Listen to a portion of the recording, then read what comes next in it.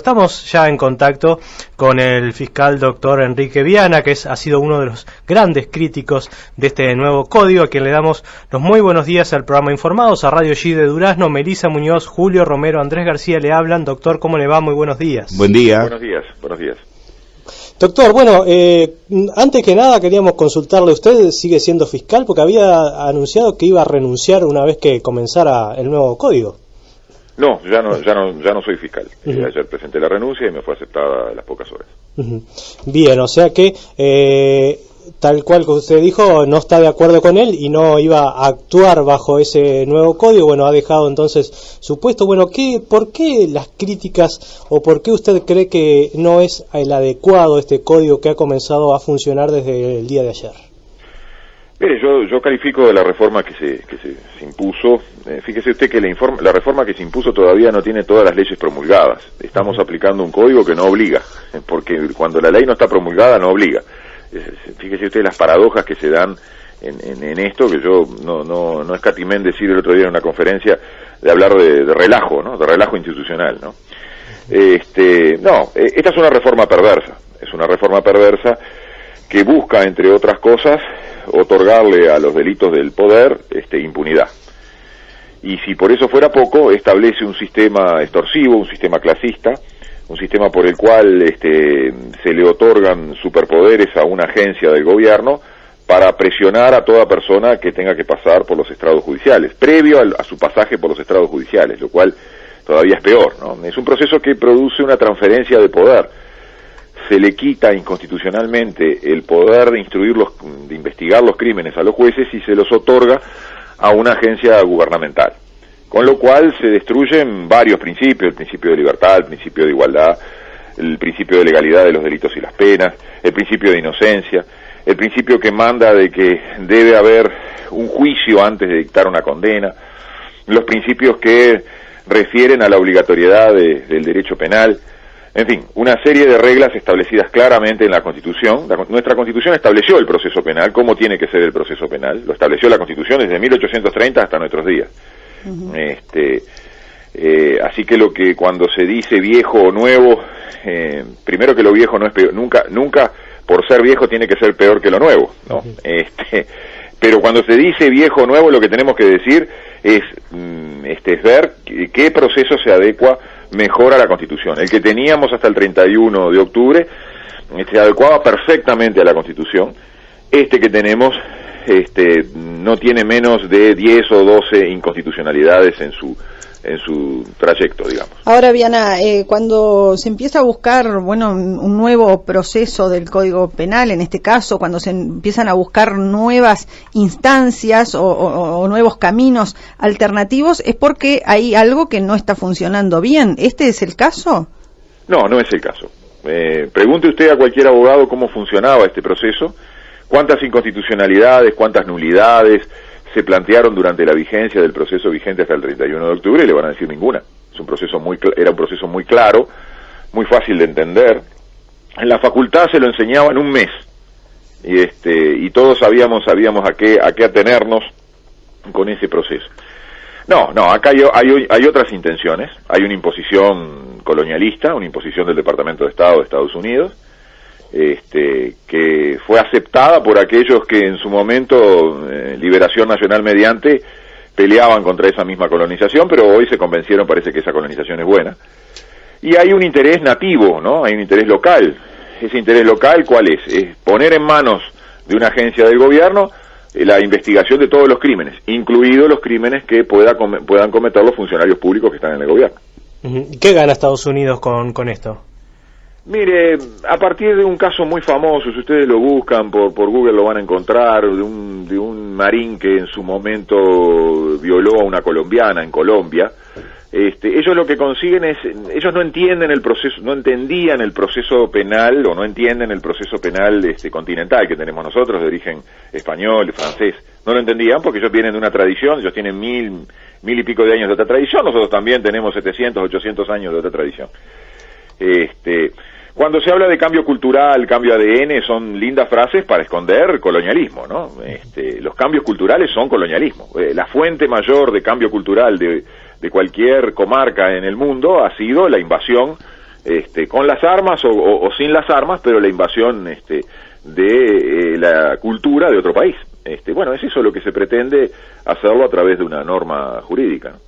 Ahora, fiscal o ex fiscal Viana, disculpe, esto habrá una búsqueda de contrapartida de la parte del gobierno uruguayo o del Estado uruguayo representado por los actuales poderes del Estado con Estados Unidos, obtener algo para hacerle un mandado. ¿Llega hasta ese punto? Acá hay una agenda que se está cumpliendo. Usted vio que en una semana prácticamente se aprobaron 8 o 9 leyes. No es exactamente con Estados Unidos. Estados Unidos o los departamentos de Estado, Departamento de Justicia de Estados Unidos no son Estados Unidos, son una parte, un instrumento de otros intereses mucho más poderosos, ¿no? El colonialismo se manifiesta de distintas maneras, ¿no?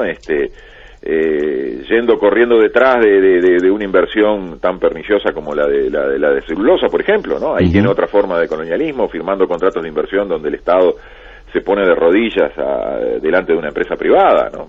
Rogándole y sometiéndose a cuanta vejación se puede imaginar desde el punto de vista institucional. No, acá lo que hay es el cumplimiento de agendas, ¿no? Y cuando esas agendas no se cumplen, bueno, el grado inversor posiblemente se modifique, y si el grado inversor se modifica, un país que vive en una calecita de deuda, más deuda, más deuda, más deuda, los intereses suben, y si los intereses suben, bueno, se nos complica la cosa a todos nosotros, ¿no? Nuestra capacidad de supervivencia se va cortando cada vez más. Esto implica que, por ejemplo, la Fiscalía, usted habla de la agencia del Estado, que es la Fiscalía o la organización desde el Poder Ejecutivo que entiende el tema de las Fiscalías, ¿va a ser algo que va a tener superpoderes a partir de este código? Mire, en primer lugar, cuando yo hablo de una agencia, cuando se habla de la Fiscalía General, se choca violentamente con lo que dice la Constitución. La Constitución habla del fiscal de corte y demás fiscales letrados de la República. Lean el artículo 168, número 13 de la Constitución. Eso quiere decir que no puede la Fiscalía ser organizada como un ente corporatocrático, ¿no? Como un ente corporativo, como una entidad única. Y eso fue lo que se consiguió primero, eliminar la independencia técnica de los fiscales. A partir de eso, se le otorgó a esa agencia la posibilidad de dictar y diseñar política pública en materia criminal. Cuando es solo el legislador quien puede dictar política pública en materia criminal, y no de cualquier manera, sino a través de la ley. Lo que hizo la ley en este caso fue otorgar un suerte de acto de delegación, le otorgó un cheque en blanco a un ente administrativo, al director general de un ente administrativo, y este director general lo que ha hecho es empezar a dictar una serie de instrucciones y directivas, colocando a los fiscales como subalternos, que tienen que obedecer cada una de esas directivas, cada una de esas instrucciones que se le han dado. Eso le permite a esa agencia decidir qué se investiga y qué no se investiga, qué se lleva al juzgado y qué no se lleva al juzgado, quién va preso y quién no va preso. Fíjese usted, otra que superpoderes. A su vez se le agregan a eso facultades como la del mecanismo de proceso penal por pactos, que supone una discrecionalidad enormísima. Esa discrecionalidad no la tenían los jueces en el código vigente hasta el 31 de octubre. Sin embargo, esa discrecionalidad se le otorgan a una parte. Fíjese usted, ya no se le otorga al juez, al tercero imparcial, sino que se le otorga esa inquisición, más esa discrecionalidad rayana con el absolutismo de Luis XIV, se la entregan a esa agencia del gobierno. Bien. No, yo me quedo pensando si esas personas que van a integrar ese Ministerio Público, que va a hacer todas esas tareas que describía Viana, no están calificados, no están bien capacitados para realizar la tarea, que le generan esta duda. No, todo lo contrario. Mire, la situación es mucho peor. Hay gente muy calificada, pero gente muy calificada que va a tener que realizar conductas reñidas con la moral. Por eso yo me fui. ¿Cómo? A ver si nos puede explicar un poquito más esto. Y sí, cuando usted establece un proceso penal que tiene como espada de Damocles la presión que va a ser, ¿me confesás o si no te mando a concar? ¿A usted no le parece que esa proposición, ¿me confesás o si no te mando a concar, es inmoral? Claro. Bueno, es eso lo que Luigi Ferrajoli, un insigne jurista, no Enrique Viana, Luigi Ferrajoli, un insigne jurista, llama el intercambio perverso, criticando el proceso penal norteamericano. Esto es una mala copia del proceso penal norteamericano. Proceso penal norteamericano que hoy en Estados Unidos está seriamente cuestionado por clasista, porque se dice que los únicos que van presos son los afrodescendientes y los latinos pobres, por un proceso que está calificado que no responde a la verdad material, ya no interesa la verdad material, sino esa verdad acordada con una persona privada de la libertad. Fíjese usted qué libertad puede tener una persona privada de la libertad a la hora de firmar un acuerdo donde le ofrecen confesás o te mando a Concar.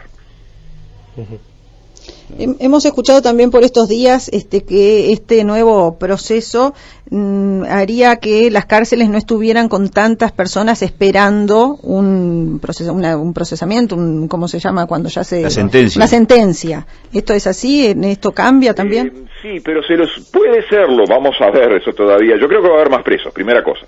Va a haber más presos. Vamos en los 11.500, yo creo que en pocos años vamos a andar en los 20.000. Estoy hablando que quizás en 2 o 3 años vamos a estar en los 20.000 presos. Se está construyendo otra cárcel, usted sabía, ¿no? Sí. En Punta Rieles, ¿no? Sí. Se está construyendo otra cárcel con esta visión. Una cárcel con menos rigores indebidos, con menos hacinamiento, con menos campo de concentración, como son Concar y Libertad, para también dar una opción. Si me confesás, de repente no te mando a Concar, te mando a Punta Rieles. Pero además de todo eso, vamos a ir a un proceso por pactos que supone un proceso el individuo sale a las 48 horas condenado. Muy lindo, no va a ser procesado, no va a estar esperando el proceso con prisión durante mucho tiempo, pero sale sin juicio, condenado sin juicio, violando el artículo 12 de la Constitución. Y ahí vamos a tener muchos presos inocentes. Ese es otro grave problema que vamos a tener. Vamos a tener más presos y vamos a tener más presos inocentes entre rejas.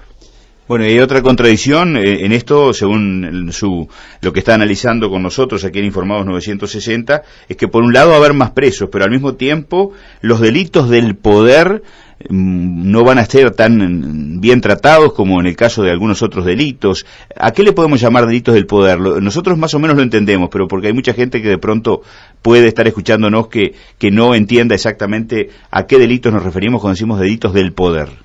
Y cuando hablamos de los delitos de poder, hablamos de los delitos de la corrupción. Hablamos del cohecho, del soborno, de la coima, hablamos de aquellos mecanismos de tráfico de influencias, hablamos de los delitos que, por ejemplo, en Brasil investiga el juez Sergio Moro. El juez Sergio Moro es un juez de instrucción en el Brasil. En el Uruguay no van a existir los jueces de instrucción. A partir de ayer los jueces de instrucción no existen ni siquiera para los delitos de corrupción. En Argentina vemos, entre otros, al juez federal Claudio Bonadío también investigando los delitos de la corrupción, de lo que ocurrió con los gobiernos anteriores. En el Uruguay no vamos a observar esa figura. No hay jueces de instrucción que investiguen los crímenes del Poder Ejecutivo, de los gobernantes. Eso es muy complejo, ¿no? Le entregamos a una agencia del gobierno la potestad de investigar los crímenes del gobierno. Nadie se investiga a sí mismo. Doctor, es usted, bueno, ahora ya no lo es porque ya no es más fiscal, pero ¿fue una molestia usted para la Fiscalía? Varias veces usted planteó inconstitucionalidades en diferentes, en diferentes normas. En su momento fue trasladado debido a estos temas. ¿Cree que fue una molestia para la Fiscalía? No, mire, hay una circunstancia que es la siguiente. Si yo quise seguir siendo durante todo el tiempo un fiscal letrado de la República, no me puedo someter a los designios del gobierno de turno y a los designios de la Fiscalía de turno, de la Fiscalía de Corte de turno. Tengo que mantener mi independencia y eso fue lo que intenté hacer. Si ser republicano, si ser independiente, si ser libre molesta, bueno, bienvenidas las molestias entonces. Obviamente que respecto de mi persona hubo una serie de actos que significaron una persecución política, sin lugar a dudas. Está casi confesado hasta en una de las últimas resoluciones cuando se me traslada a la Fiscalía de Adolescente por haber planteado la inconstitucionalidad de la ley Aratiri. Esa fue una de las causas por las que fui trasladado. Mire, había gente que venía, cuando llegó a la Fiscalía de Corte, venía con la consigna de sacarse de encima a Enrique Viana. Me consta por distintas versiones que me llegaron mucho tiempo después. Pero yo lo tenía claro, ¿no? Yo lo supe siempre. Hace 20 años que vengo advirtiendo de las barbaridades que se venían con esto que se concretó ahora el día de ayer. ¿Cree que hay colegas suyos que siguen trabajando en la Fiscalía que que rayan en sus trabajos lo inconstitucional o trabajan en silencio para evitar problemas con alguien en Estado, o que sean también les crea algún problema de qué significa su traslado y demás? Sí, por supuesto. Todo eso mezclado, miedo, imposibilidad de, obviamente, razones muy humanas, ¿no? La necesidad de un trabajo y de mantener una familia, hay de todo. Entonces, hay muy buena gente en la Fiscalía que va a tener que hacer cosas de mala gente. Lamentablemente, entonces, que podemos decir que en la justicia uruguaya hay cosas que dejan de ser justicia. Yo entiendo que con este nuevo Código del Proceso Penal, con ese traspaso esa usurpación de competencias, esa quita de competencias que se le hace a los jueces de instrucción, al Poder Judicial, y se le entregan a esa agencia del gobierno, el Poder Judicial pasa a ser un elemento decorativo. En uno de los temas más importantes que hacen a la vida de cualquier persona, que es el tema de la libertad, ¿no? Bien, ¿y usted cree que esto pueda tener alguna marcha atrás, que se vaya a evaluar cómo va el funcionamiento, que se terminen de promulgar las leyes, o que vuelva a retomarse lo que se estaba haciendo antes, si se reconocen errores? No lo creo, no soy optimista en ese sentido. Por los intereses que están en juego que le mencioné, ¿no? El interés exógeno, el interés colonialista, y el interés nativo, que refiere a montar una especie de fortificación alrededor de la impunidad, ¿no? Alrededor de la corrupción. Bueno, ¿y qué va a hacer Enrique Viana ahora desde su punto de vista profesional? Tratar de trabajar como abogado, es lo que tiene a la vista, no tiene otra cosa. Pero siguiendo las pautas que están establecidas desde ayer. Combatiéndolas. Para eso está en la inconstitucionalidad de la ley. O sea que va a seguir en esa lucha de presentar las inconstitucionalidades, las diferentes inconstitucionalidades que usted cree que tiene dentro de sí este nuevo código. Por supuesto. Si hay algo que no se puede decir de Enrique Viana es que no es coherente. Seguiré siendo coherente como he sido toda mi vida y tratado de serlo, ¿no? Muy bien. Bueno, nosotros le vamos a agradecer al doctor Enrique Viana por habernos brindado estos minutos. Esta es una radio del interior, estamos en Durazno, pero que es muy potente, llegamos por aire a diferentes, ahora estamos recibiendo un saludo desde Paysandú y por internet a muchos lugares, así que le agradecemos por haber permitido tener de primera mano esto que a veces nos llega a través de la prensa de Montevideo, así que muchas gracias en nombre de Informados. ¿Hay otra pregunta? Un mensaje que llega acá, que pregunta sobre el conflicto de los judiciales. Dice, ¿qué pasa con los judiciales? Perdemos un aumento que nos merecemos por haber estado enganchados, dice, en un error del presidente Mujica. Usted que ha estado dentro de la Fiscalía, ¿cuál es su opinión sobre el conflicto de los judiciales que continúa hasta el día de hoy? Mire, yo tengo dos visiones al respecto. Una, que es cierto, los judiciales están haciendo un reclamo justo, pero me parece que hay veces que hay camisetas puestas que se tienen que sacar cuando uno hace reclamos justos. Cuando uno hace un reclamo justo tiene que olvidarse, sacarse la camiseta política del partido político, guardarla en el ropero bien dobladita, bien para poderla usar más adelante, sí, cuando lleguen las elecciones y todo eso.